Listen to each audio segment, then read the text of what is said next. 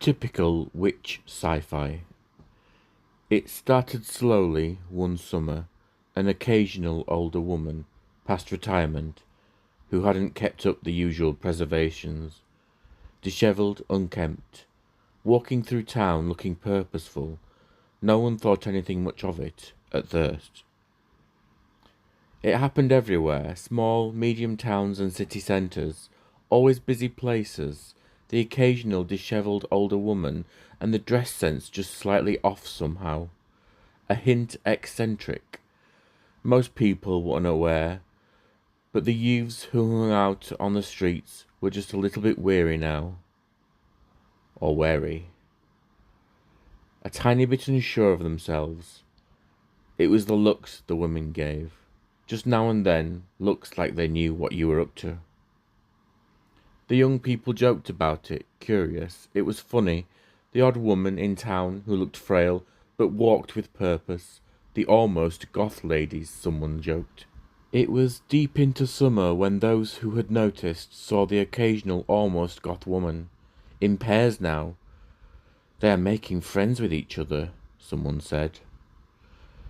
It was still funny, worrying that these older women might be perhaps homeless, but still just a quirk. Maybe they came out for the food banks, some people said. I think they're turfing them out of the homes, someone joked. The looks the almost goth pairs gave each other were conspiratorial. It was only occasionally that they were seen in towns, though often a little hunched, always walking stridently. Look, there's one, someone said. We should follow her. Look, there's another, across the street. The first almost goth noticed the other across the street, and had a slight look of concern as she grabbed something inside her grubby plastic bag. The other across the road walked faster, and they both carried on their way. What the fuck was that about? The someone said. The kids who populated the parks and streets were now congregating inside their homes, and in the middle of summer. They didn't like the feeling that someone might know what they were up to, so they decided not to be up to any of it anyway. Meant the someones often forgot about the sightings, carried on as normal, enjoying the summer until they were reminded. The older dishevelled ladies were not as fun now, still amusing though. The people who noticed discussed where and when they had seen them. The people who hadn't noticed couldn't understand, until they did notice. The first time always dismissive, just some older lady. The ones who never seemed to see them always in disbelief or totally unaware.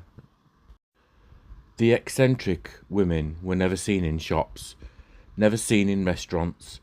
In fact, no one knew any of them personally. Not one person could say that they had any personal knowledge of them.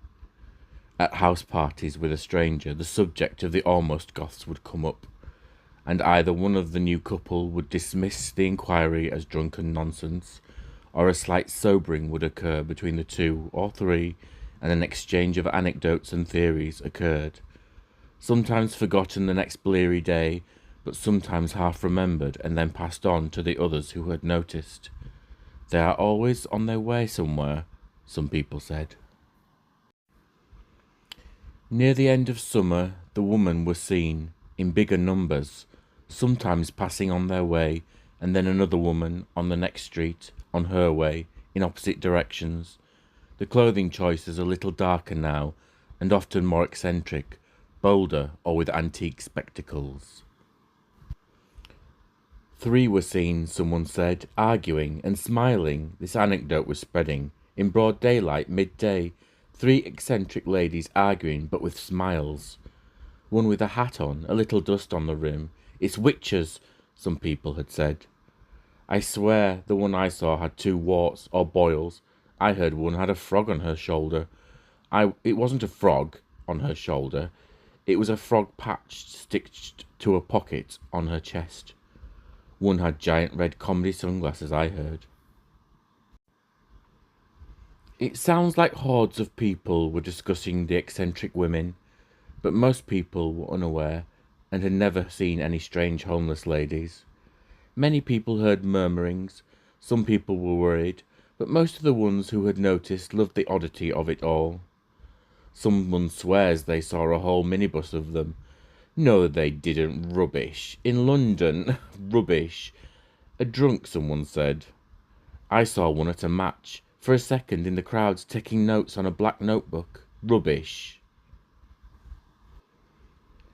It was turning into autumn when the almost goths were seen occasionally in hotel corridors, cheap hotels looking pleased with themselves.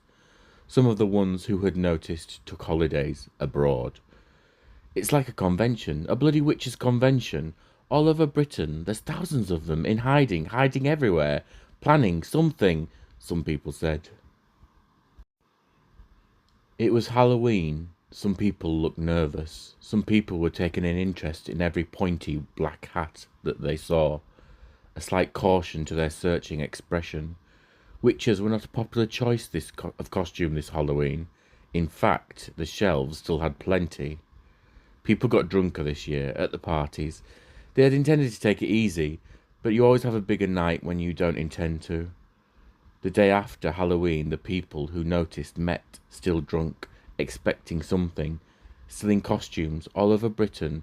The occasional band of vampires and cats walks in the streets, some with bottles of wine in hand, still drinking but strangely sober. These small bands of trolls and zombies walking somewhere, expecting something. But from that day on, no more eccentric older ladies were seen again. Chapter 2. A callback.